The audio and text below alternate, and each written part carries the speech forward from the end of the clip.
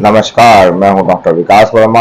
आप देख रहे हैं सुगम प्राइम न्यूज। जिला बिजनौर के अफजलगढ़ से जुड़ रहे हैं हमारे तहसील प्रभारी मोहम्मद कफील। 13 अप्रैल 2024 को लगभग 12:30 बजे हेलीकॉप्टर लैंड हुआ आलमपुर गामली में सर्वेश कुमार जी के निवास पर। योगी आदित्यनाथ जी ने लोकसभा मुरादाबाद जनसभा को संबोधित करते हुए उपलब्धियां गिनवाई। यूपी में माफिया और अपराधी या तो जेल में है या जहन्नुम में है, योगी आदित्यनाथ जी ने कहा। उत्तर प्रदेश के मुख्यमंत्री योगी आदित्यनाथ जी ने शनिवार को मुरादाबाद की लोकसभा सीट के लिए बढ़ापुर विधानसभा के अफजलगढ़ ग्राम आलमपुर गामली में जनसभा को संबोधित किया। उन्होंने कहा कि यूपी में अब माफिया और अपराधी या तो जेल में है या जहन्नुम में है। जनसभा को आगे संबोधित करते हुए योगी आदित्यनाथ ने कहा कि ना कर्फ्यू है ना दंगा है, यूपी में सब चंगा है। उन्होंने कहा कि देश की महिलाओं एवं बेटियों की सुरक्षा के लिए मोदी सरकार ने दबंगों के खिलाफ सख्त अभियान चलाकर उन्हें जेल में डाला है। मुख्यमंत्री योगी आदित्यनाथ ने कहा कि आने वाली 19 अप्रैल को ज्यादा से ज्यादा मतदान कर कमल के फूल का बटन दबाकर भाजपा एवं कुंवर सर्वेश कुमार को मुरादाबाद लोकसभा सीट से कामयाब बनाएं। योगी ने जनसभा को संबोधित करते हुए बंगालियों की जमीन की बातचीत पर चर्चा की। उन्होंने कहा कि सारी औपचारिकताएं पूरी हो चुकी हैं, मोदी जी को तीसरा कार्यकाल दीजिए और देश का प्रधानमंत्री बनाइए। योगी आदित्यनाथ ने कहा कि मुरादाबाद को एक विश्वविद्यालय दे दिया गया है, बहुत जल्द ही कार्य शुरू हो जाएगा। यह विश्वविद्यालय देश में टॉप मोस्ट यूनिवर्सिटी के रूप में जनता को दिखाई देगा। उन्होंने कहा कि बिजनौर में पहले ही एक मेडिकल कॉलेज बन चुका है जिसमें युवाओं को अच्छी शिक्षा मिलेगी और नौकरियां भी उपलब्ध कराई जाएंगी। मुख्यमंत्री योगी आदित्यनाथ जी ने कहा कि 19 अप्रैल को किसी भी पार्टी के बहकावे में नहीं आना है और अधिक से अधिक संख्या में मतदान केंद्र पर पहुंचकर कमल का बटन दबाकर भाजपा को विजयी बनाना है। मंच पर कुंवर सर्वेश कुमार, पूर्व विधायक कुंवर सुशांत सिंह, जिला अध्यक्ष भूपेंद्र सिंह,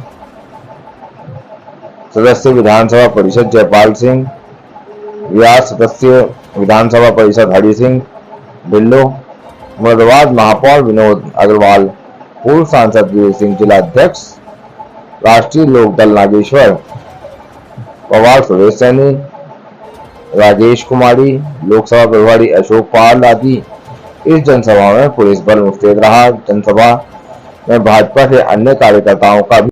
बहनों और भाइयों, ये बीजेपी की सरकार जो बोलती है वो करके दिखाती है।